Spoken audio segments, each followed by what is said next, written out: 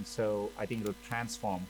The first 10 years, I would have said we took products here and brought it to APAC. Over the past few years, we are beginning to build things there.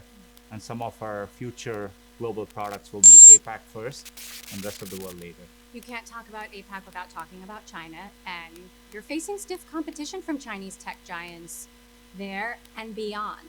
What should U.S. policymakers know about competing with China? There's a lot of conversations about US and China. The competition is fierce. When you look at areas like AI and quantum computing, where we are investing a lot, the Chinese companies are neck to neck. What I think about, I was encouraged by the news coming out of Glasgow about the US-China agreement on climate. To me, while we talk about all the areas where we are competing, some of the biggest areas which are common challenges for all of humanity. The pandemic was one. AI and AI safety over time will be a shared one. Obviously, sustainability is another area like that. I think these are all areas in which the countries can come together. And so I think that's the way by which we think about as, when we compete on the internet, and there may be different visions of how the internet plays out. So I see opportunities both sides. What are the chances that Google search will ever come back to China, or that Google Cloud would ever come to China? Today we don't provide most of our signed-in services in China, and I don't see that changing. But there are ways, as I said, in areas like AI or sustainability, I think there'll be opportunities for us to work together. Through cloud, we will support multinational companies which have presence everywhere, and so maybe there are opportunities to work that way as well. AI is advancing at an astonishing rate, and it is hard to understand sometimes what this really means. In concrete terms, how will our lives look different, let's say 10 years from now, as a result of AI? Done correctly, in many ways, it's going to be helpful to you. You'll take it for granted. The same way today, for example, in India, over 1/3 of the queries on many phones come through voice. That is something people take for granted. You can do it.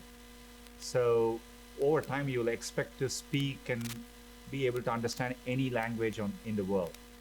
And those are all ways it's going to make it better. You may go to a doctor's office and go through a scan, and the system may be prioritizing for the radiologist so that they don't miss some important things, maybe giving them a second opinion.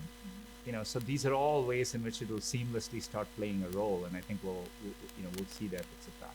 You mentioned if done correctly, and there are concerns. There are fears that AI will replicate the worst of society, even under Google's own roof, from your own researchers.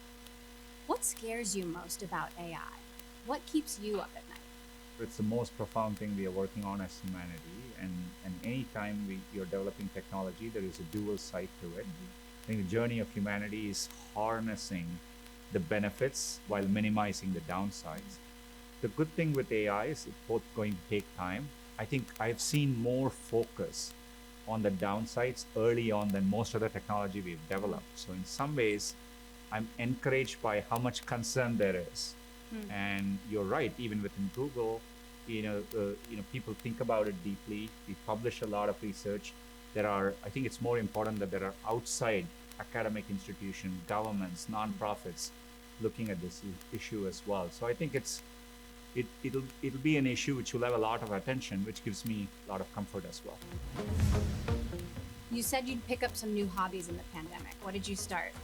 Cooking pizza, just learning to cook, which I was never good at. I've gotten a little bit better.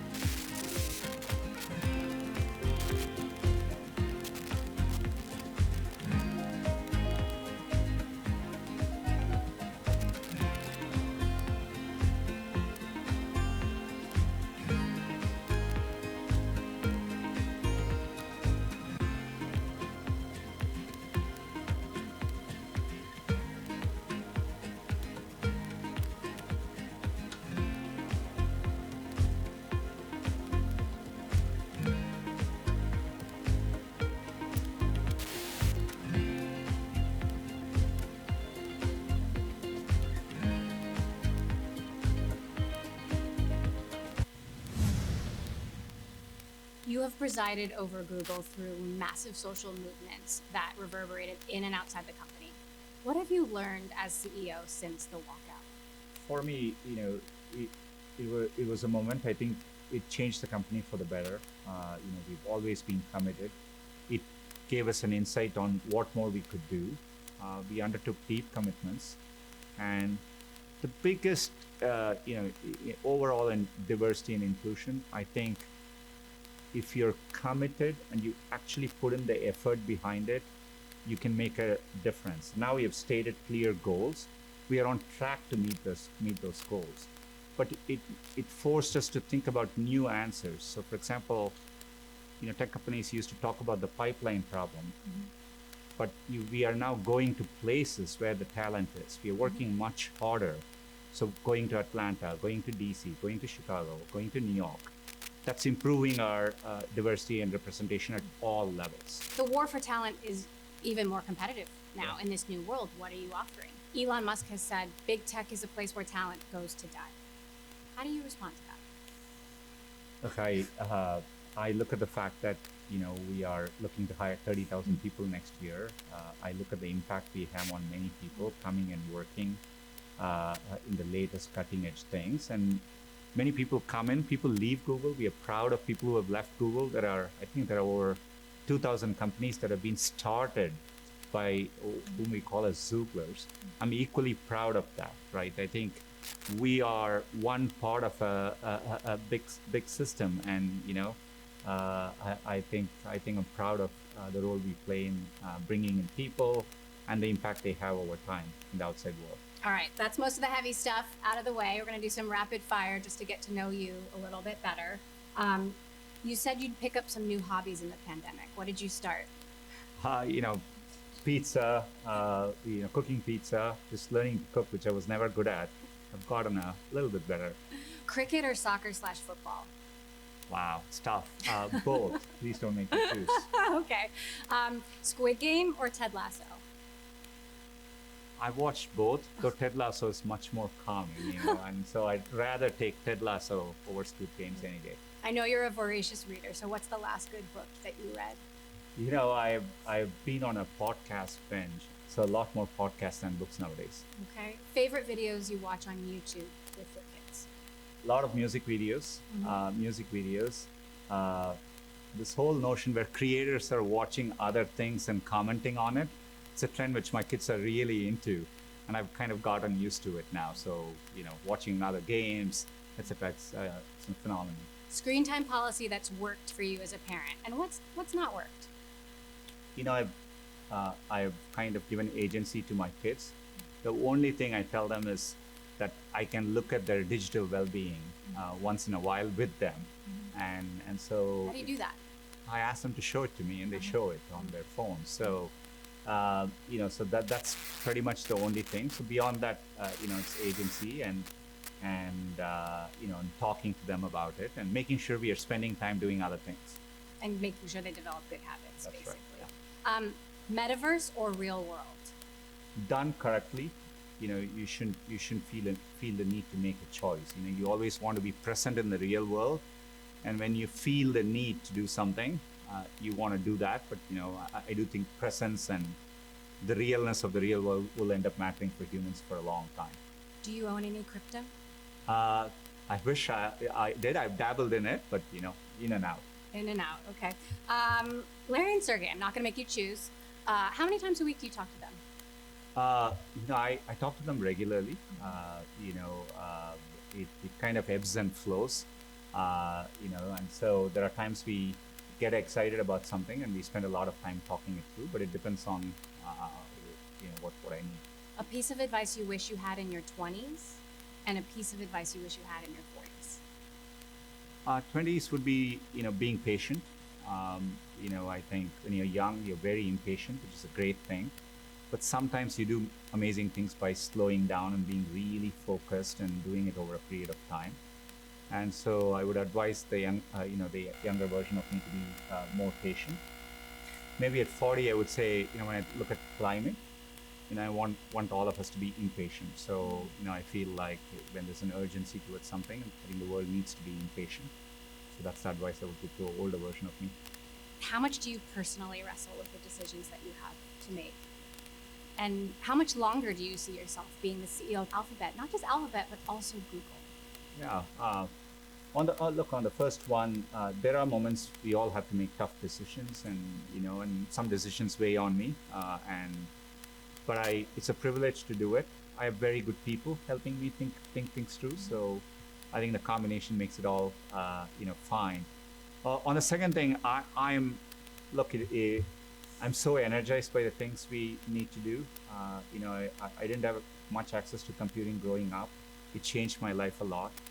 The one laptop per child goal really motivated me to come into technology. And when I look at last week, us launching a affordable smartphone in India, the chance to bring the next billion users in Asia and in Africa online, that gives me a lot of energy. Well, we'll be watching from afar. Sundar Pichai, thank you so much for joining us. It was Thanks, wonderful Emily. to Pleasure have to you be here. However you get your This news. is Bloomberg Daybreak with Lee. On Bloomberg Radio. Welcome to Daybreak Australia. This is Bloomberg Technology. This is Bloomberg Green. On TV, radio, and the web, this is Bloomberg.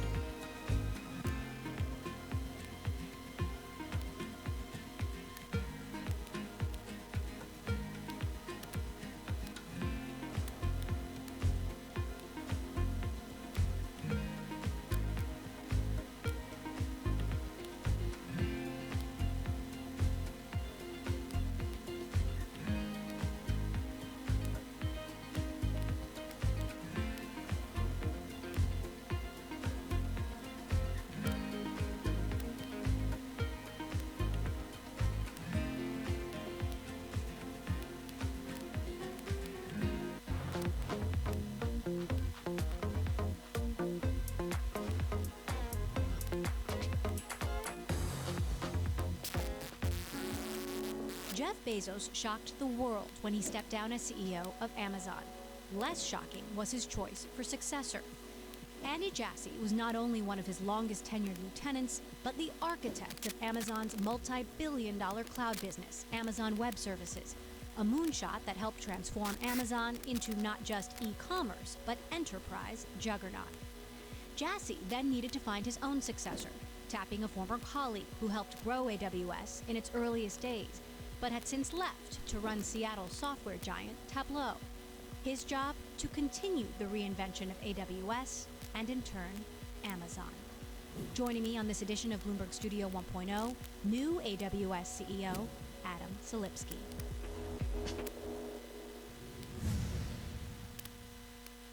You worked for AWS for 11 years and then went on to become CEO of Tableau Software in 2016. Then you get a call from Amazon to come back and run AWS as CEO. Tell me about that call.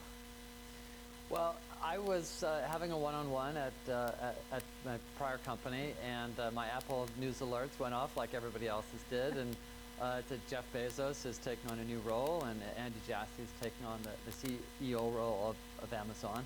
And of course, Andy and I worked shoulder to shoulder about 20 feet apart for 11 years, so of course I reached out and congratulated him, and we started talking, and the conversation turned to just some of the possibilities, and next thing I know, a little while later, here I am back at Amazon, absolutely delighted and honored to be the CEO of AWS and helping to shepherd this amazing business for our customers. In that process, did you talk to Jeff as well? Yeah, I had some communication, but it was principally with Andy, who of course was knew the AWS business best, and of course was taking on the CEO role. But yeah, there was contact, as you might expect, with a small handful of other people. So what did Andy tell you he wanted in the next chapter for AWS? Andy reminded me, not that I needed reminding, but that it is really still day one for AWS and for our customers. It is still so early in this business, and we shouldn't think that just because the business has grown rapidly, or just because we're currently the leader in the cloud, that it's anything close to mature. And so he really reminded me that we have to stay hungry, innovate as quickly as we ever have done in the past. You're about half a year into the job. Mm-hmm. What changed while you were gone that surprised you?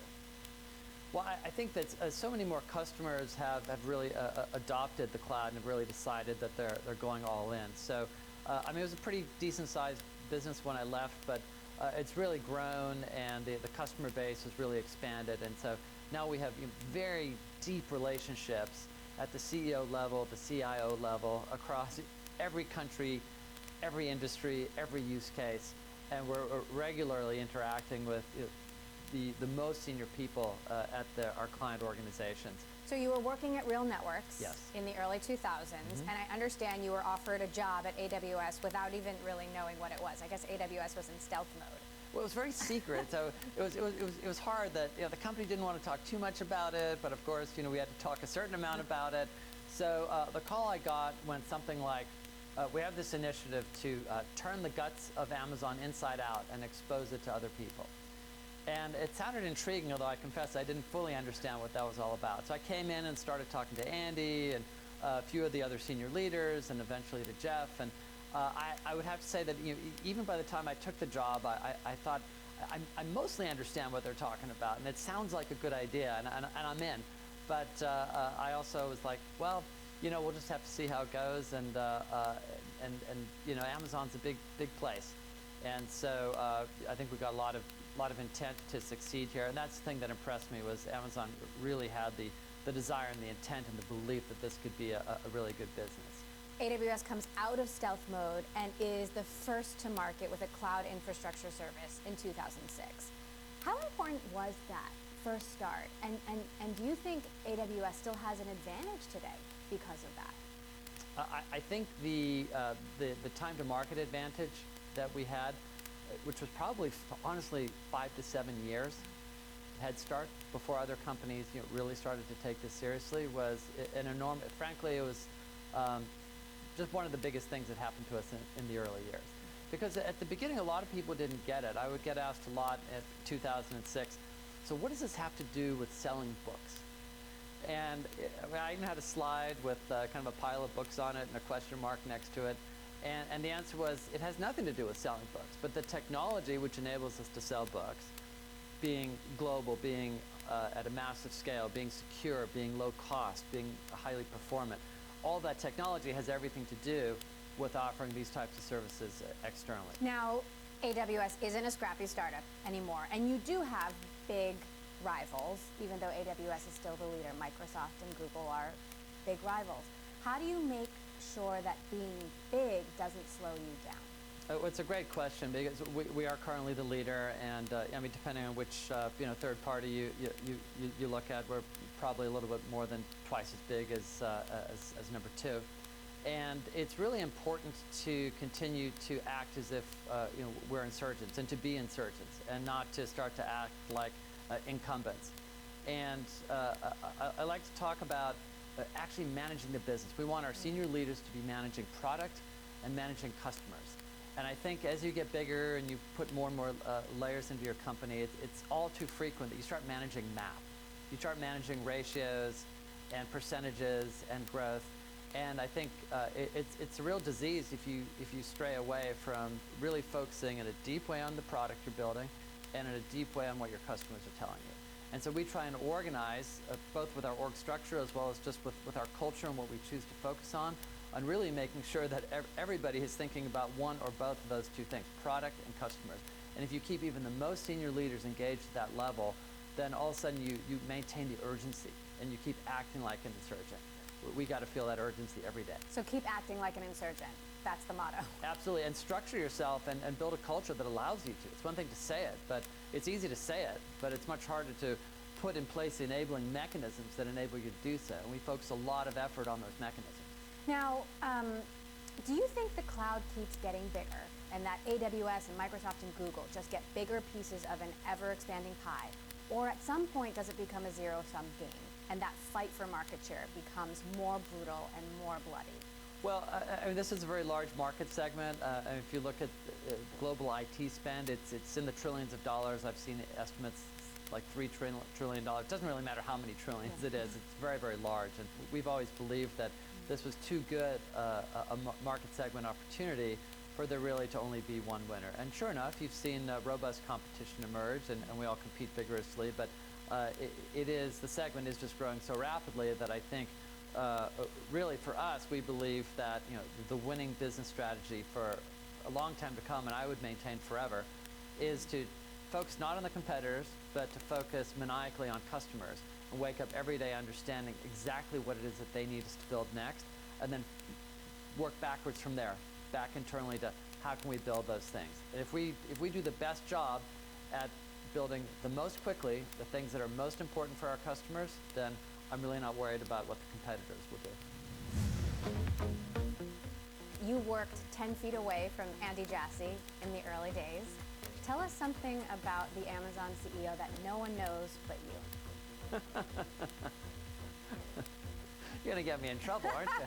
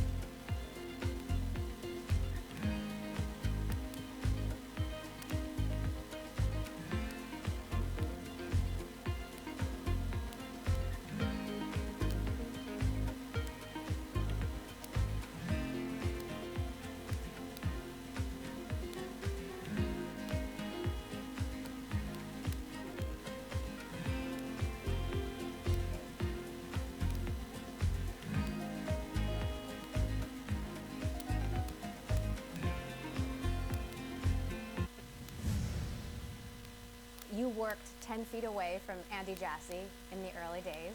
Tell us something about the Amazon CEO that no one knows but you. You're going to get me in trouble, aren't you? We has, you know, I grew up in Seattle, and Andy, coming from New York, has this fascination I don't understand with New York sports teams. So I've had to endure that for a lot of years. New Yorkers, yeah. So what are you going to do? Although he's I think come to adopt some of the Seattle teams, particularly the new hockey team, the Kraken here. As he should. As he should, exactly. So how do you expect Andy will be different from Jeff? Or how has Andy already been different from Jeff?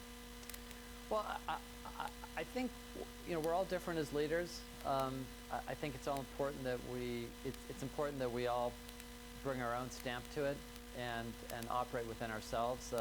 I don't think I would be a very good Andy. I don't want to presume, but I would assume that Andy wouldn't be a great Jeff, because Jeff's Jeff, Andy's Andy, and I'm me. So I think that Andy will certainly bring a great depth of experience from AWS, which is one important part of the business, and having operated that business for so long, and I expect that'll also give him an opportunity, although he was involved in other parts of Amazon, certainly for a number of years, will be able to bring a fresh perspective to the whole company, just as I hope to bring to AWS. And I think that fresh perspective is often helpful. I think just the mere act of change is useful for the business, for customers, for employees, and just to shake things up a little bit. So I think just a fresh perspective. How will you be different from Andy? Well, I think that the world around us is changing so much that we're going to have to be different. It doesn't matter what we did yesterday. And right after I joined, we actually added 2 new leadership principles, which is very exciting. One's around striving to be Earth's best employer, and the second around focusing on the fact that success and scale bring broad responsibility.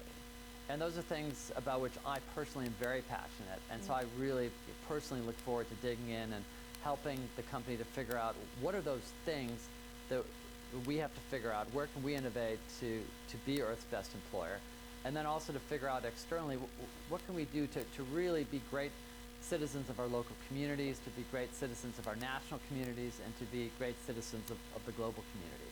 And I care a lot about those things, as a lot of other people do here, but I plan to put a good amount of energy and time and focus, and hopefully help Amazon innovate in all of those areas. How closely do you work with Andy day to day?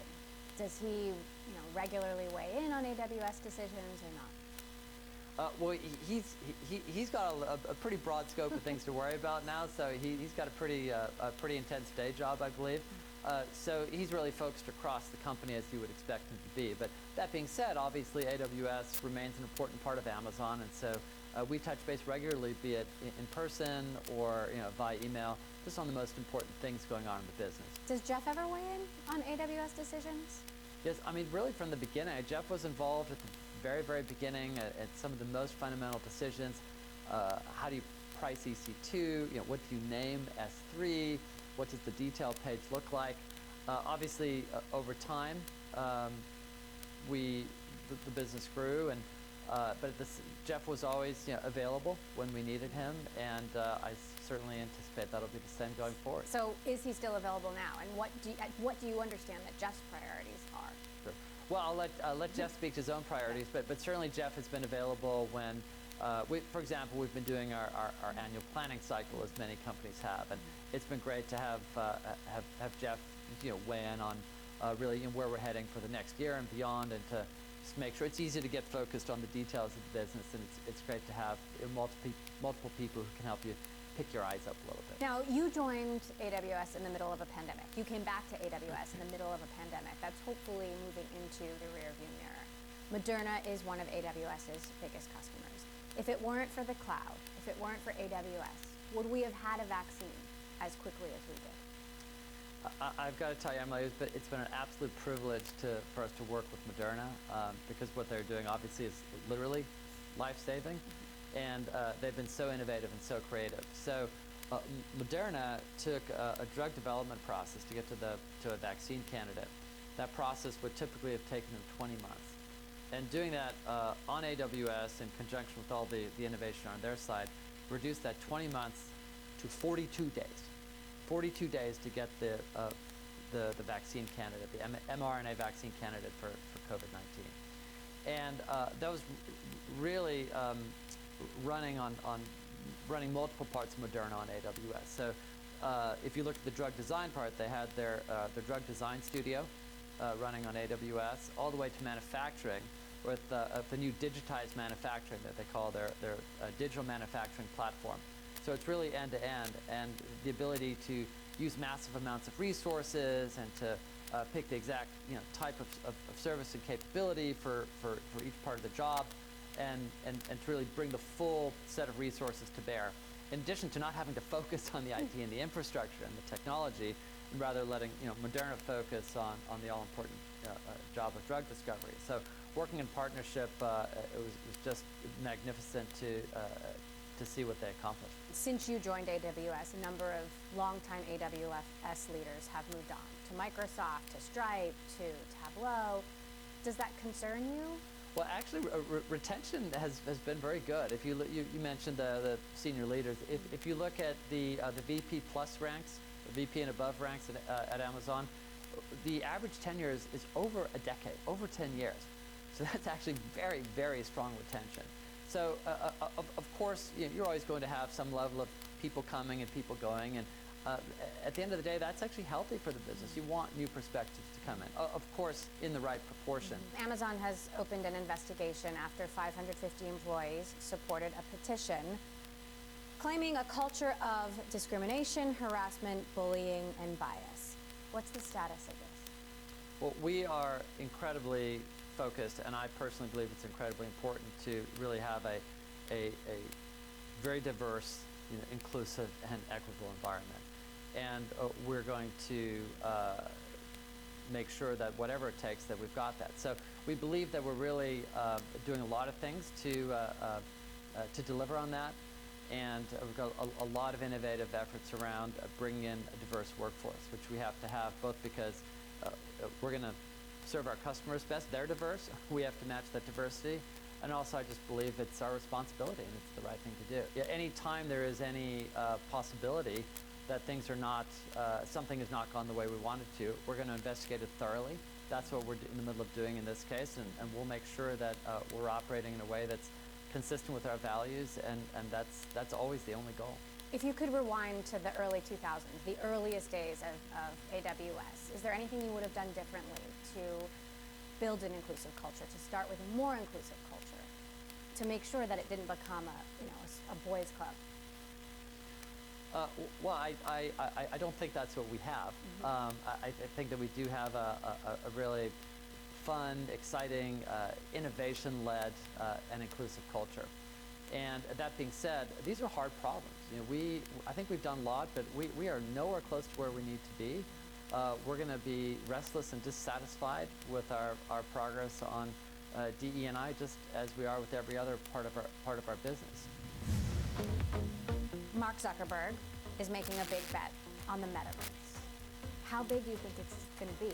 It's such an interesting sentence. The metaverse is real.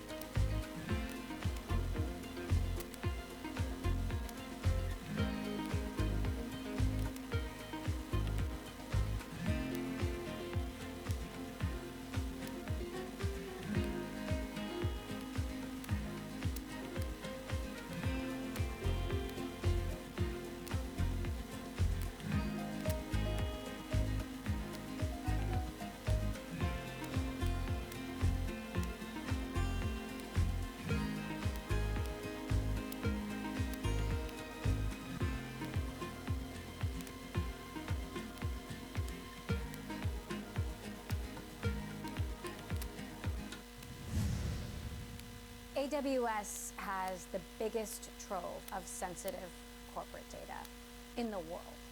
I'm curious how you think about the balance between data and privacy and freedom and civil liberties in the modern era. I mean, there are governments, there are nation states around the world that want that information. Hackers and criminals want that information. Well, we're very clear to start with that our first job is security. We often say security is job zero. It was on the first page of our operating plan pretty much every year that I can remember. But what about when governments request that information? So, subpoena that information? Sure. Well, we are very clear that our customers' data is their data. So the data belongs to our customers, and not everybody operates that way. We are not going to look at customers' data. We are not going to compete against our customers using their data. Their data is their data. And furthermore, we have all sorts of architectural best practices that our customers should be and are using for any sensitive data. And so a lot of that really relies around encryption. And so we built a lot of different encryption capabilities so that any sensitive data, which could leak for any reason, be it to a government, be it to a hacker, be it to anyone else, any form of security breach, that it's encrypted and useless to anybody else. Given the broad array of encryption solutions that we provide, it's actually very doable and powerful for our customers to safeguard their data that way. Mark Zuckerberg is making a big bet on the metaverse. Is AWS going to have a role in the metaverse? I think AWS already has a big role in the metaverse. So I think the cloud enables the metaverse. So if you think about all of the compute capacity, all of the storage, all of the machine learning which is required to create compelling and delightful end user experiences in the metaverse, a lot of that is already today running on AWS. So if you take Epic Games, for example, so Epic runs Fortnite, massively popular game, 350 million users worldwide, and Epic runs almost everything on AWS, from back-end servers to the analytics and everything in between. So I think that's a great example of the metaverse at work, and all that's happening today on AWS. And we anticipate that's only going to grow really rapidly in the future. How big do you think it's going to be?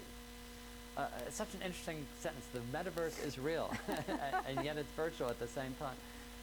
I think that if we continue to do what we've always done, which is to provide a technology platform that allows organizations to transform, then these gaming and entertainment and social media and other companies will be able to do what they do best, which is to focus on innovating on behalf of their end users. And I think that the metaverse and many other areas will be rich with invention. So this next conversation will happen in the spheres, in the metaverse. That's where we'll next meet. That could be. I'll meet you in the metaverse. All right, see you there. Now, I know that climate change, and stopping climate change, and your data center footprint is a big passion of yours. How fast will Amazon's data centers get to carbon neutral? Amazon is already the largest purchaser of renewable energy in the world. And we intend to be 100% renewable energy by the year 2025. We had originally said 2030. We actually accelerated that by 5 years to 2025. And that's part of our broader climate pledge that Amazon created, and to which we've now gotten 200 other organizations to sign on to. And the climate pledge is to be net zero carbon by 2040, 10 years ahead of the Paris Accord target. So we know how to do some of that. Other part are going to require invention, but we really look forward to it, and I think it's one of the most important things we can do for our generation. Amazon counts some of the biggest oil and gas producers as its customers. Isn't that a contradiction? Should you be kicking them off your platform? Those customers are trying to get to sustainable business models which rely on new energy sources. And so many of those customers are figuring out how do they get to wind, how do they get to solar, how do they get into batteries, all new business models relying on renewable energy. And I think rather than abandoning them and having them maybe dig in more on fossil fuels, if we can enable them to move faster, to be more innovative, and to be more agile in figuring out new business models, new technical solutions, experimenting, failing fast, and moving on to the next idea, then the whole world will get to the renewable energy solutions that we need. At this year's reInvent conference, it'll be the first time that Andy Jassy is not giving the keynote. You will be. Give us a preview. What can we expect to hear? We're going to have a lot of really exciting announcements. So I think across our service portfolio, you'll see that. We have a lot of exciting partner announcements. Partner ecosystem still remains to this day so important to what AWS is doing, and we have some great announcements lined up for that. And then I think people are going to want to see that we're making it easier and easier for them to consume the cloud and to work with AWS. And so we're going to continue to, in addition to building more powerful basic capabilities, we're going to continue to make it easier and easier in a variety of ways to interact with AWS. Adam Selipsky, CEO of AWS, thank you so much for joining us.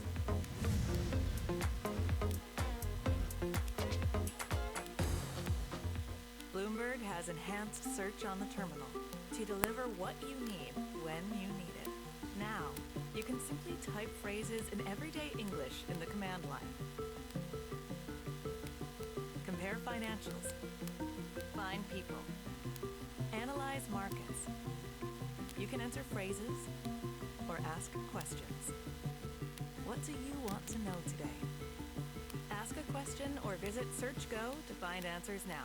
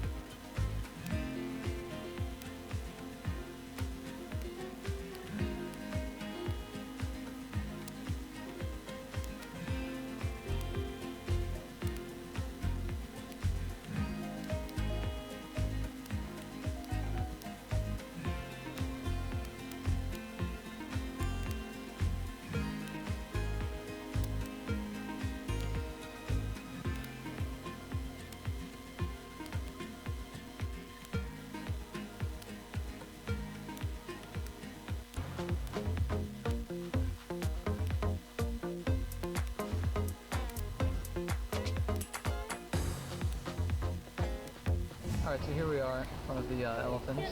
Since this very first YouTube video was uploaded 16 years ago, the world's most popular video network has exploded to more than 2 billion users in the farthest corners of the planet, now raking in billions of dollars every year.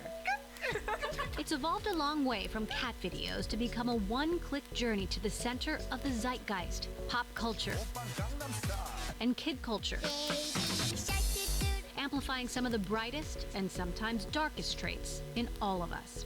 While YouTube has elevated a generation of creators and educated and entertained generations of viewers, it's fought misinformation, terrorism, racism, and violence many clicks along the way.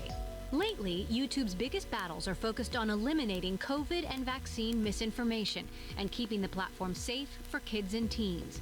On this edition of Bloomberg Studio 1.0, we rewind to talk about where YouTube has been and fast forward to where it's going next with one of the longest tenured employees and women at Google, the CEO of YouTube, Susan Wojcicki. It's been 5 years since we last talked on camera, and we have a new president. We are weathering a pandemic. The most watched video on YouTube is Baby Shark. Baby Shark. So a lot's changed since 2016. How do you feel about YouTube 2021 versus 2016? I feel good about it. It's definitely been a while, and in technology things move so quickly, so a lot of things have changed since 2016. And I mean, overall, I've been really pleased that we've continued to grow and grow our ecosystem of creators. We've invested a lot in responsibility, and that's been a really big focus for us. And we've weathered through a pandemic and a lot of hard challenges, but overall, I'm feeling really good. You've been at Google for 20 plus years, going all the way back to Larry and Sergey in the garage. You've been the CEO of YouTube for 7+ years. How has your job changed in that time? Since I joined being the CEO of YouTube, I would say one of the biggest things that has changed certainly has just been maybe the recognition of the importance of digital video. So when I first joined, actually a lot of people would say, oh, like, why did you join? I was running ads beforehand, and that's been the main way Google generates revenue. And so a lot of people said, like, why did you leave that and go to YouTube? But I always believed in digital video, and I believe that now we see that the world also believes. We've seen a lot of adoption of digital video and the benefits that can have. You've championed this diversification strategy at YouTube since you started. What's working and what's not working? Well, our main way of generating revenue is from advertising, but we also have really grown our subscription revenue, and that has been really, really important for many different reasons. So that has enabled our users to have an experience where they can have music, YouTube Music and Premium. We just announced the 50 million subscribers that we were really excited about. But we also see other ways that our creators generate revenue. So our creators, for example, generate revenue with channel subscriptions. They may sell merchandise. We also have things like digital goods, so like Super Chat, Super Thanks. And so we've basically diversified the number of ways that our ecosystem is generating revenue. The original tagline for YouTube was broadcast yourself, and that concept has exploded. You have ordinary people in the spotlight. When they grow up, they want to be an influencer. They want to be a YouTube star or a YouTube creator. What do you see as the future of the creator economy? I see a lot of possibility with the creator economy, and because I see that many people have a lot of interest and they have a lot to offer, and beforehand they wouldn't have been able to have shared that with the world. And so there's so many people, depending upon what their talent or their interest is, whether it's a sport or cooking or gaming or hairstyles, that people have come out and really been able to share that and create a lot of jobs. So we actually see like we actually saw a 35% increase in the number of creators that are generating six-figure income out of YouTube. And in the last year. And so that's just an example of like how the creator economy is continuing to grow. Well, and for years, YouTube was the only company that actually paid creators, but now a lot of companies are paying creators. Facebook and Instagram, Snap, TikTok. How do you see that competition playing out? Who wins? Well, it is a competitive landscape, and in general, competition's good. It makes everyone work harder, and that's good. I mean, we look at creators and we say they're going to come to us if we do the best job. And creators come to us looking basically for fame and fortune. Like, how can I have a skill or I have a talent, something I want to share with the world, like, and YouTube can help that be known, can help them provide that fame, but also we can generate revenue for them. And so as long as we're doing a good job of that, creators are going to come to us. If we start to fail, then they're going to leave us and they're going to go to another platform. And so we just need to work really hard to make sure that we deliver that for our creators. A year ago, during the Black Lives Matter protest, YouTube made big commitments to Black creators in particular. What's been the progress there? And how do you see YouTube, the potential for YouTube to be used as a tool for social justice? Well, so we made an announcement that we were going to do a $100 million Black Voices Fund. And so we're continuing to develop content there. But one of the other things, and I think there's been a lot of great content that's come out, and we'll certainly see more. But you know, because YouTube doesn't have any gatekeepers, like you can just post and become a creator. You know, we have seen a lot of people of different backgrounds and underrepresented backgrounds become creators and have audiences. We never really measured it beforehand because we didn't have a way. And so one of the things that we've done is we've enabled creators to now tell us what backgrounds they affiliate with, so we can have a better understanding of how they're doing on our platform. Let's talk about YouTube Shorts. It seems to be a top priority. Yeah. We all know that TikTok is on the rise. Yeah. How important are YouTube Shorts to the platform, to the company? So YouTube First is very important. We see that creators and users want to watch all types of content, long form, short form. It turns out that the first video that was actually ever uploaded to YouTube, me at the zoo, was an 18-second video. So it was a short form video. And we have lots of short form videos, and we've had it way before TikTok did. But what we have really been leaning into more is just enabling those to be found, and then a lot of the creation tools. And so bringing a lot more mobile creation is really important for us going forward. Did you notice that viewing time was being lost to TikTok? Did you see that trend? And do you see TikTok as a sort of existential threat? I mean, we definitely see many competitors in this space. What we're just focused on are like our own metrics, like do we see our users engaging? Where's our opportunity? We're always looking around and seeing what our competitors are doing, and if they're doing something that we think would be good for our users and our creators, like, we're also gonna look at how we can improve our own economy, creator economy, and what's good for our users. I think a lot of people, we talk about vaccine hesitancy and they blame social media. They say YouTube's not doing enough. One of the big things for us is to continue to work with public health experts to get their messages across.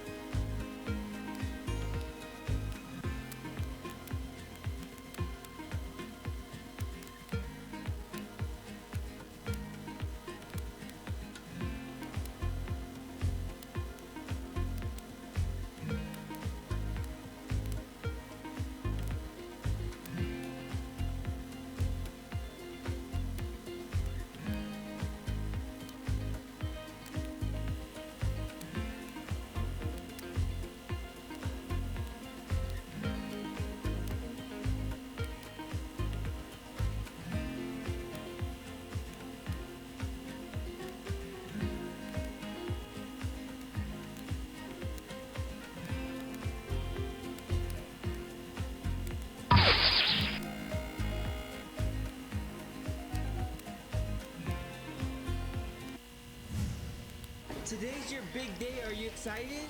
Mama is tired. 6 feet apart! You have to feed your creativity. Built this tree house. You guys ready for the movie? See what we can do. At this point, YouTube has become a hub for discovery, for information, for, it satisfies our curiosity. Right? That comes with a lot of inspiration, but also with misinformation. When it comes to vaccines, vaccine hesitancy, videos that cause a public health risk, where do you want to see YouTube do better? We've taken responsibility very seriously. It's been one of my top priorities. So first of all, we want to make sure that if there's information that violates our policies, we came up with 10 different policies around COVID. Then if that's a violation of policies, then that's something that we'll remove. We removed over 1 million videos associated with COVID, but we also want to make sure that we're raising up information that we think that come from trusted and authoritative sources. And we've really been able to do that. I think a lot of people, we talk about vaccine hesitancy and they blame social media. They say YouTube's not doing enough. How do you respond to that? Yeah, I mean, I think, first of all, we're always learning. Just to be fair, like, we're always thinking about how can we do better. We're looking at the feedback and working with public health experts across the board. And, I think one of the big things for us is to continue to work with public health experts to understand, what are the ways that we can partner with them to get their messages across. And I really believe that is something that's really changed, is the evolution of bringing creators, musicians, experts talking about public health. We never would have seen that before the pandemic. How much do you internalize the criticism of YouTube's content? Do you take it personally? And how does that influence the decisions that you make as CEO? I want to be doing the right thing. And I care about that. I care about the legacy that we leave. I care about the world that we leave to our children. I care about how media is consumed by the next generation and by everyone today. And so I really have put a lot of time and effort to make sure that we are acting responsibly. And there's always a balance between the free speech and the right, but being responsible and taking down content that we think could lead to some kind of real world harm. And so, sure, I think whenever you're in a position like that, there's going to be a lot of criticism. But our goal is just to continue to talk to experts and evolve. And how do you make decisions in those tough moments where it's a tough call? Like how much of it is making a decision or leading by consensus, and how much does it come down to you? The goal is that when we have tough decisions, they are like improvising in some way. Like we've made a concrete set of decisions beforehand, and then we're looking and saying, is this something that meets our standards? Is it a violation or not a violation? And if it seems like there's some set of issues with the content that we have on the platform, we're going to go back to experts and then reevaluate. Should we be making changes to our policies? YouTube helped keep a generation of children connected, educated, entertained, distracted through the pandemic. What have you learned from that experience, and what do you see as the potential future of YouTube as a tool for learning, as a tool in schools? When I meet people and they find out I'm the CEO of YouTube, almost always they tell me about something they learned on YouTube or something their family member learned. So I see that as being a very significant part of YouTube. And during the pandemic, we certainly saw that a lot more education went online, and we had all the homeschooling. We had people who had to also just learn a lot of skills that they hadn't learned beforehand. But probably the biggest thing that we also learned was and that I really saw, was a need for us to continue to work with educational institutions, and the need for us to be able to integrate with some of the learning tools that the kids are all using, because they are using YouTube, and there's a lot more that we can do to really help educators have YouTube be a key part of the curriculum. My kids are on YouTube a lot, and sometimes more than I want them to be, and sometimes it's super productive and they're learning something cool, and sometimes it's not productive at all. How are you innovating to make the time that kids spend on YouTube more valuable and, of course, safe? It's very important to me as a parent to make sure that we're giving parents options about what they want their kids to see. And that's one of the reasons that pretty much as soon as I got to YouTube, we started working on YouTube Kids, which is a separate app, which is important for kids in terms of how we can control the quality, and we can give parents a lot more control about what kind of content is appropriate for them and their family. And there are many other things, like we actually just came out with a supervised experience for tweens, because tweens was one of the age groups that was actually hardest. They usually don't want to be on the kids app, but they're not 13 to be on the main app, and so the supervised experience is something that we recently came out with. The Wall Street Journal has been doing some in-depth reporting on Facebook. The report is that Facebook knew that Instagram was toxic for teen girls and didn't do anything about it. Does YouTube look at the impact it has on teen users, the influence it might have on someone's body image or self-esteem? First of all, I think it's a very important topic, and we do have a panel of experts that we work with to be able to help us understand what are the different ways that our product could be used, or how do we face some of these challenging issues to make sure that we're getting the best advice. We certainly do see, for a lot of really tough issues, that YouTube can be a really valuable resource. So body positivity, mental health, we see a lot of creators actually talk about mental health, and that for a lot of kids, it like destigmatizes and enables people to talk about what's happening and what's going on with them. The potential long-term impacts of YouTube on teens and on children, whether it is toxic or whether it's addictive, is that something that you wonder about? Is that something that you struggle with, not just as a CEO, but as a mom? We certainly want to make sure that we are doing what we can to be responsible with kids and in every way possible. And that's one of the reasons that we actually have worked hard to give parents as many options as possible for them to decide what is important for them and their family, whether that's like limiting screen time, like limiting what is the content they actually have access to. I mean, even letting parents just say, these are like the 10 videos. My kid can only see these 10 videos. And so that is really important for us to give the tools back to parents for them to decide what is best for them and their family. Are you concerned about looming regulation? There may be regulation that is well-intended, but actually then has a really negative impact.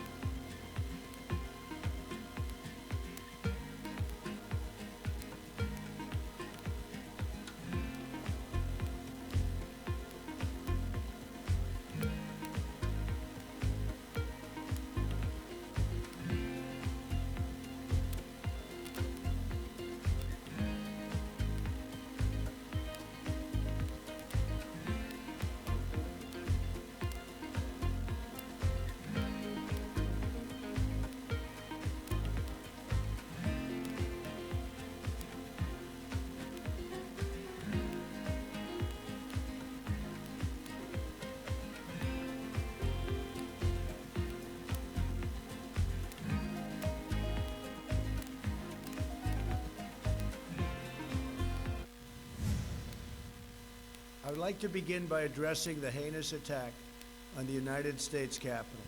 Like all Americans, I am outraged by the violence, lawlessness, and mayhem.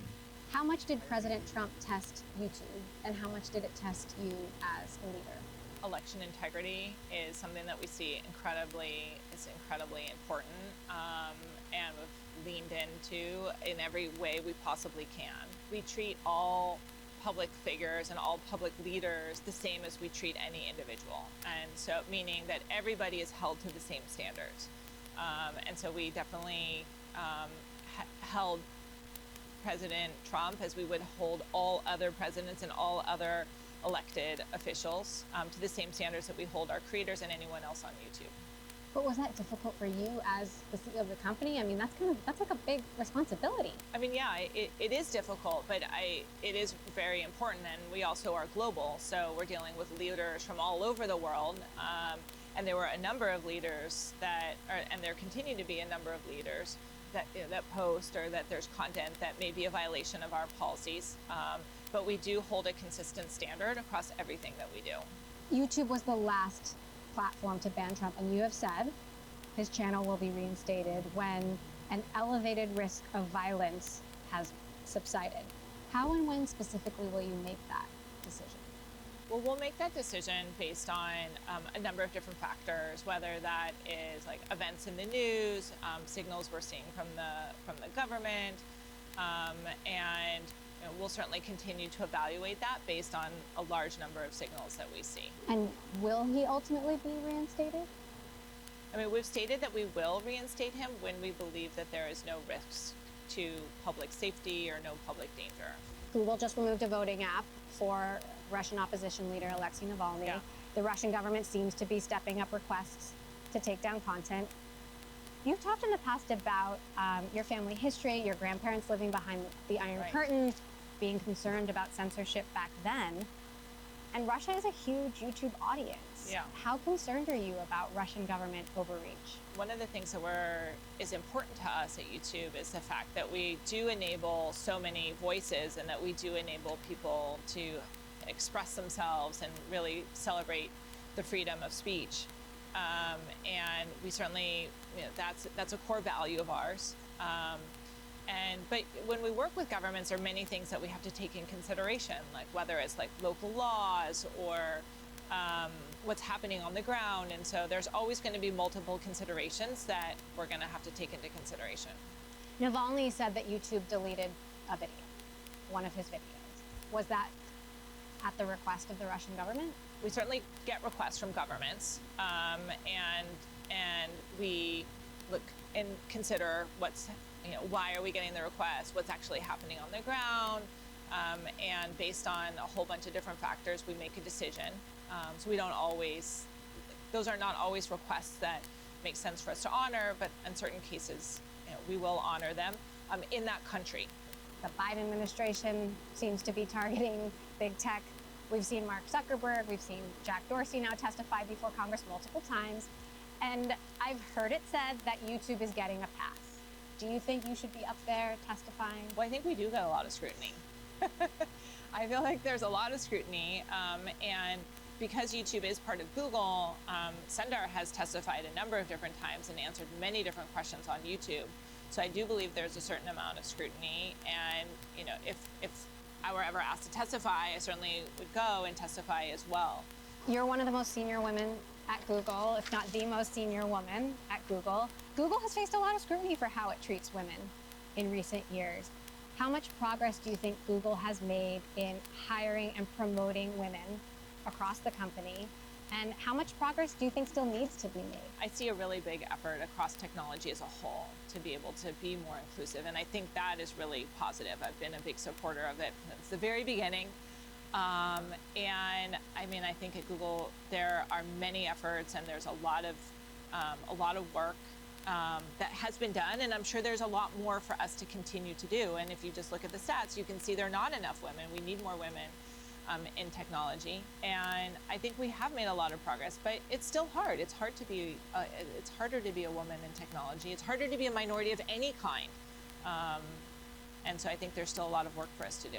When we last spoke 5 years ago, I asked you about being a mom. You have 5 kids, and you said something that really stuck with me. You said being a mom makes me a better leader. I prioritize better. I see something growing fast, and I run towards that. If something's growing closely, I'm like, I don't have time for that. How has that management strategy played out for you? I think it's played out really well. I think it's been, prioritization is everything when you look at it, because we have a lot of opportunity. There's a lot of moving pieces, very dynamic environment. So if you can prioritize and say, these are like the most important things to do, then you're gonna get there faster. Larry and Sergey have now left. How long do you plan to keep running YouTube? How long do you plan to stay at Google?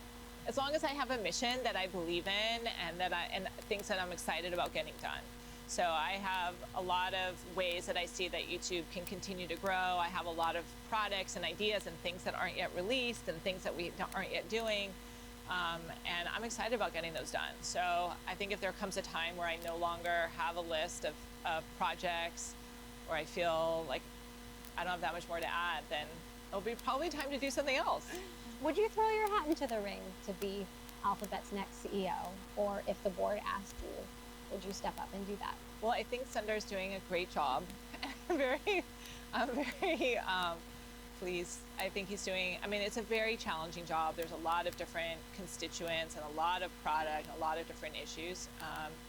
And I'll just say I'll always do whatever would be wherever I could be most helpful to the company. Do you still talk much to Larry and Sergey? I do still see them socially, though, not work-wise. Do you ever talk about work? Sometimes maybe casually, but our business is very complex right now, and there's a lot of things that are happening, and so it's hard for. People may have different opinions, but to really engage, it's a long conversation. What do you want your legacy to be? I am proud of the way that we've been able to enable people to have a channel, to have an audience. Like, I just met with a number of three creators, and like YouTube really was able to let them shine and create audiences in a business and employ people that otherwise never would have happened. And so that's certainly one. Continuing to grow that. I'd say second, it's been really important to me too to see a lot more women in technology. That has been just a personal goal of mine, is to be a role model and try to support women. And I feel very fortunate to have gotten to where I have, and I know it was due to many different factors. and I want to support the next generation of women and see technology as like an open place where anyone can come and be successful. And then probably lastly, continue to grow what we're doing with education. Susan Wojcicki, CEO of YouTube. Really great to have you on the Thank you show so today. much for having me.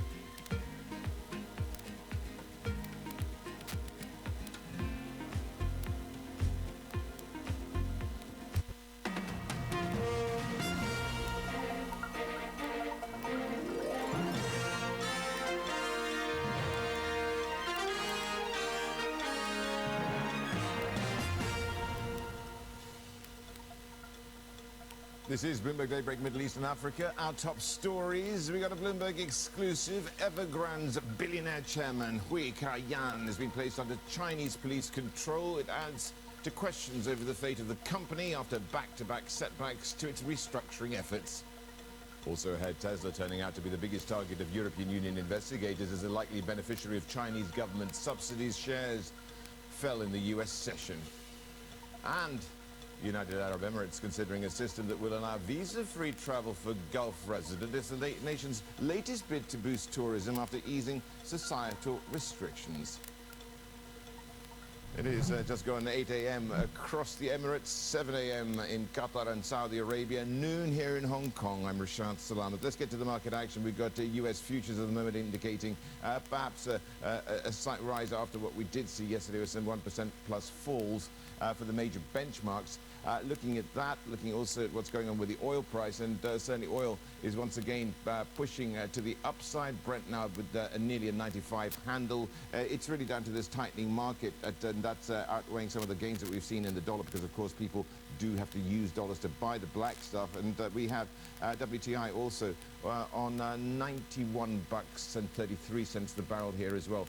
Looking at the dollar there, the US dollar index is also moving to the upside. We've also seeing market action elsewhere in terms of how the bears have been reacting here as well. We've got right now them very much wresting control, if you will. And this really coming about as we just have a look at this fear greed index is showing back in favor, really, at the moment. Now, the Swiss franc, let's have a look at this one, because it has been, at the moment, rising for, I think, the 11 or 12 days now, and this is actually the longest losing streak it's had against the dollar since the 1970s. Partly this is down, if you can see there, 2.9% up 12 days. Actually, if you look at it further back and look at it from July, we've got a Swiss franc which is actually up something like 7%, just over 7% since then. And this weakness is coming as the SNB, the Swiss National Bank, has shifted its focus from inflation to growth. And of course, this means that people have really looked at it from a lower yielding perspective, and those yield differentials playing out certainly here as well. Okay, but markets here a bit mixed, but moving to the upside. Chinese ones did manage to end their morning session very much off the highs of the day. Avril Hong is in Singapore looking at the action thus far, and what kind of mood investors are in. Avril? Yeah, I think it's a bit of a cautious move. Let's talk about the currency first, because you mentioned earlier those yield differentials with the US is not just affecting the Swiss franc. We're seeing pressure on the Chinese currency as well as the JPY, and we saw how that was moving the USD JPY almost towards that 150 level, which some believe is the level to watch to potentially prompt some intervention from Japanese officials.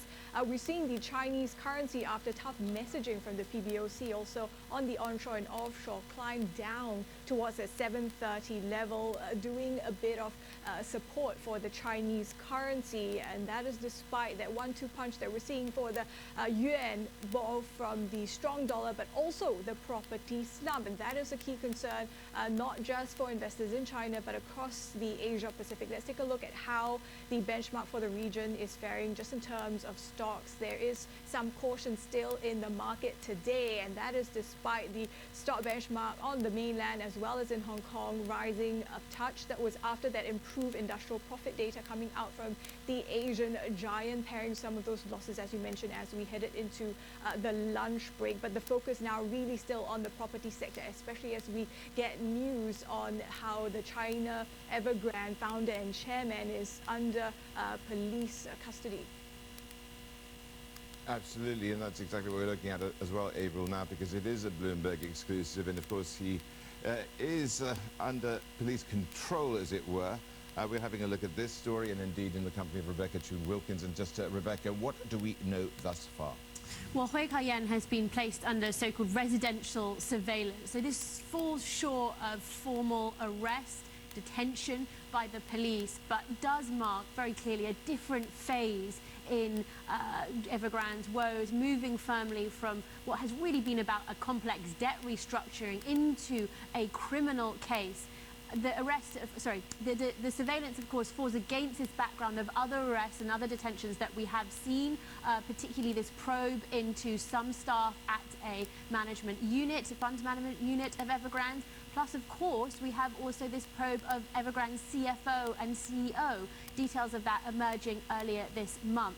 So we can see authorities absolutely upping the ante here. Yeah, it's, as you've been saying, it's extraordinary how it's moved now from a financial one to a criminal enterprise, as it were. We've got into a different phase of this whole saga, haven't we? Absolutely, and we have seen some sort of precedents of this in the past. I mean, long-time watchers of China will really see echoes here of the HNA crisis, for example. Another very acquisitive company, some of its executives were arrested as early as 2021. These sort of investigations, these clampdowns take a very, very long time in China, and that's what investors will be eyeing here too. You know, on the one hand, perhaps this marks an acceleration. Authorities are becoming clearer about how this may all end up. That could sort of help urge and accelerate that process. On the other, we may also, some will argue, be just at the beginning. I mean, these sort of residential surveillance, for example, can go on for as long as 6 months. Very quickly, I mean, it became incredibly huge as a conglomerate. I mean, it was not just property, was it? Yeah, I mean, we should use the past tense, but, that brings us to another question. I mean, how close is this company to actually being bankrupt or actually be wound off? The essential question, and what's going to be left at the heart of Evergrande on the other side. As you say, Evergrande has become a sprawling conglomerate over the years. It dabbled in a football team, it bottled water, it tried to make EVs. It really expanded at this rapid pace, all fueled on this debt. And we've talked about this before. The PBOC authorities have really attributed the fall of Evergrande directly to its own reckless spending, its reckless borrowing. So, it hasn't really been contextualized by authorities as part of that broader crackdown that has hurt so many other property developers. Evergrande has been singled out as distinct in its behavior and its, what has been called its irresponsible behavior by authorities themselves. Rebecca, thank you very much indeed. Rebecca June-Wilkins there. Now we're going to just take a look at moving from China and going over to Washington now, because we've got US senators introducing a bipartisan bill to fund the government through to the end of November. It does, though, still need to overcome Republican divisions in the House, and House Speaker Kevin McCarthy says he intends to keep government open and avoid a shutdown. We will move a continuing resolution, bring a rule to the floor to secure our border and keep government open. Well, Bruce Einhorn's all over this story. He joins us now. Bruce, what does this all look like? Despite what the speaker says, the prospects of keeping the government open don't look good. The Senate has a bipartisan bill that they're working on. Most likely there'll be a vote on that sometime over the weekend. If it were to go to a vote in the House, it would probably pass very easily. The problem that Speaker McCarthy faces is that if he were to allow a vote on a bipartisan bill, he would probably lose his job as Speaker. One of the things he had to agree to beginning of the year in order to get the Speaker's job in the first place. That was a tussle, wasn't it? Yeah, it took 15 votes, right? And in the end, the only way he won, well, one of the only ways he won, he had to make a concession that allows any single member of the House to call for a vote to vacate the chair, in other words, to oust the Speaker. He only has a majority of about 4 or 5 in the House, and there are more than that who are opposed to any sort of continuing resolution at the moment. So if he were to allow a bipartisan continuing resolution, someone could call for vacating the chair and he could easily lose his job. So instead, he's looking for some sort of agreement among Republicans, but that's proving very difficult to reach. Bruce, what would a shutdown actually look like then? Well, we've had many shutdowns in the past, right? Nobody gets so paid. we've been through this before. The big problem, of course, is that there are a lot of federal employees, over 700,000 federal employees, who would be furloughed, who would not be paid. They would be paid eventually if they're federal employees. There are others who are contractors. They might not even be paid at all. So short-term pain for people who are working for the government. Of course, there are all sorts of things that people rely on government to do. That would all shut down. And it's unclear just how long this would last, because again, the challenge that Speaker McCarthy faces right now is he's trying to get agreement among Republicans to keep the government open. But even if they were to agree to something, what they would agree on would be something that the Democrats in the Senate, who control the Senate, and the Democrat in the White House, President Biden, would not agree to. So eventually there has to be a compromise in order to keep government open.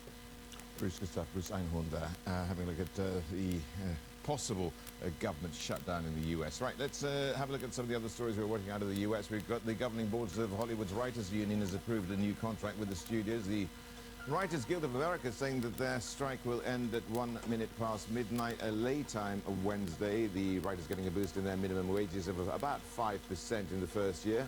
Union members will now vote on the new contract by the 9th of October.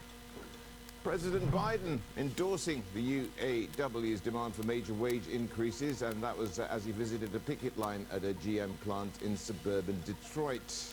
The president's move is being seen as a historic show of solidarity with organized labor. The strike is now in its 12th day. It does really at the moment center on benefits, representation, as well as the government's clean energy push. Biden encouraged auto workers to stick to their demands. You guys, the UAW, you saved the automobile industry back in 2008 and before. Made a lot of sacrifices. Gave up a lot, and the companies were in trouble. But now they're doing incredibly well. And guess what? You should be doing incredibly well too. Saying with all things automotive, and meanwhile Tesla CEO Elon Musk has blasted the United Autos workers, saying the union's demands would drive GM, Ford and Chrysler bankrupt in the fast lane. Tesla and other pure EV companies, including Lucid and Rivian, are not unionized. The UAW worries that EVs will cost jobs and cut wages, as they typically require fewer moving parts and fewer workers to make them. Well, just having a look at Tesla now, because we've got the European Union's anti-subsidy probe into Chinese EVs, finding that this US car maker, Tesla, is among the companies likely to have benefited too. Danny Lee covers all things transport, apart from kayaking. He's here with us now. Why does Tesla find itself in the EU's crosshairs now? Yeah, so Brussels has made preliminary fact-finding before they launched their official probe 2 weeks ago, and they found that Tesla may have benefited from subsidies. And for China, the Chinese market, Tesla is so important.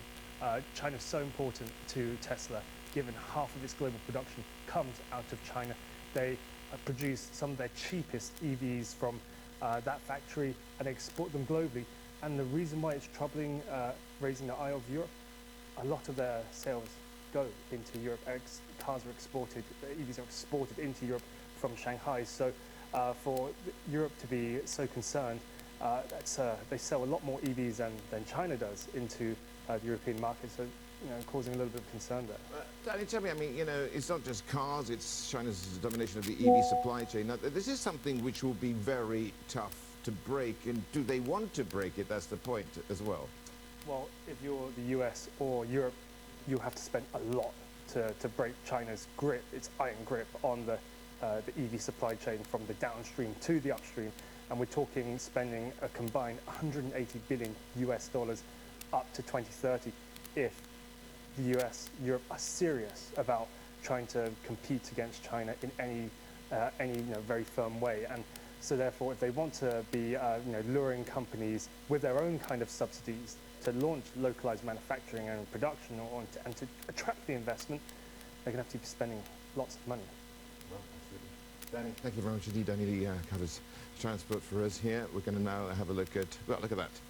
That figure there as well. Right, let's tell you what we've got coming up on the program. We're looking at credit markets. This is as central banks around the world seek to tame the highest inflation in decades. Arkham Capital joins us for that discussion later this hour. But up next, Northern Trust saying that the Fed is probably done raising interest rates. That's as volatility in headline CPI remains in a downward trend. We've got more on their strategy for markets coming up next.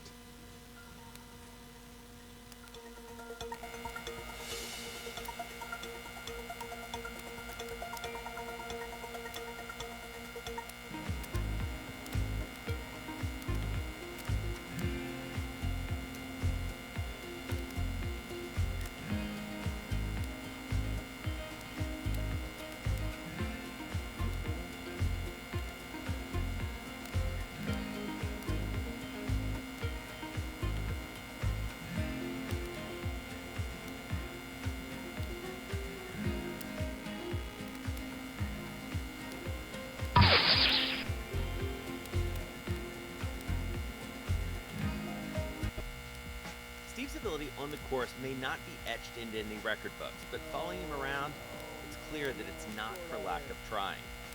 Jeez. We were constantly hustling behind him as he caught up with executives in the portfolio companies and reminisced with former and current players. He was a day trader. He taught himself, self-made day trader. Yes. And so he's on the bus after a game in New England, and he's day trading on the bus, and Bill Belichick sees him, cuts him on the spot. In many ways, it's a convention, right, of the people that I don't see maybe once a year. And so it's kind of all come together. My firm, our charity, our fundraising efforts, and then the friends that are around. My dad and my brother, it all happens right there as a confluence of all these parts of my life that have found its common center.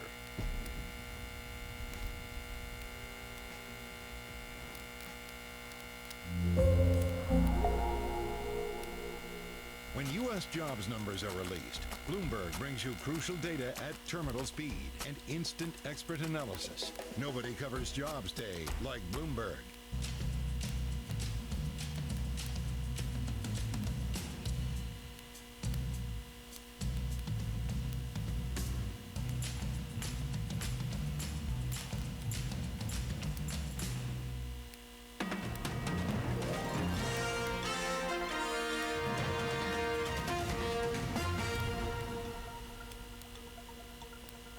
Right, you're back with Bloomberg Daybreak Middle East and Africa. This is a look at how cash yields are at the moment rather important because there is a bearish mood starting to take hold, arguably, for U.S. stocks, and cash is now delivering bigger returns than equities. Now, 6-month Treasury bills, as we've been witnessing, yielding about 5.5%, and S&P 500 earnings roughly yielding 4.7%. We can also have a look at this in a broader context. We've got global stocks under pressure too. MSCI's all-country index now poised for its 9th straight day of losses. If it does happen, it would be the longest losing streak in since 2011. Wouter Cirkenboom is Chief Investment Strategist at EMEA and APAC at Northern Trust Asset Management and joins us from Amsterdam now. Wouter, thank you so much for joining us. We've got the Fed very much at the center of all what's happening now, and we've got this negativity or pessimism sinking in. What are equity and bond investors at the moment actually pricing in, which is making them feel kind of pessimistic? Well, I think for a while now there was a combination in the markets that was a little bit dangerous, and it was complacency with respect to the outlook for corporate earnings. That certainly looked to be too optimistic to us. And then there was also a undeserved, we felt, optimism with respect to the amount of rate cuts that were priced in for 2024. And that, of course, was a dangerous combination because as soon as the Fed started signaling on the rate front, we also saw equity investors repricing on the equity funds. And of course, that's been sort of the driving force ever since over the last 2 weeks, seeing that readjustment less on the earnings side, more on the interest rate side, meaning higher for longer. And I think that's been a pretty significant headwind for markets at this stage. Yeah, so Wouter, you can check and see what's happening in terms of some of the projections. There's a hope of a soft landing or no landing even. Are people at the moment fooling themselves, given that I think that nearly every time you do try and contain inflation, you end up having a recession? And the point being that, do they have to drive the economy into recessionary terrain in order to actually kill off the inflationary beast? Yeah, that's a good question. I think the U.S. economy, because it's been more robust in the face of these interest rate increases, has a chance to pull off what could be called a no landing or soft landing. But let's face it, that's not really a stable outcome. Very quickly after you enter a scenario like that, you either see the economy down shifting and sort of shooting through the soft landing part of it, or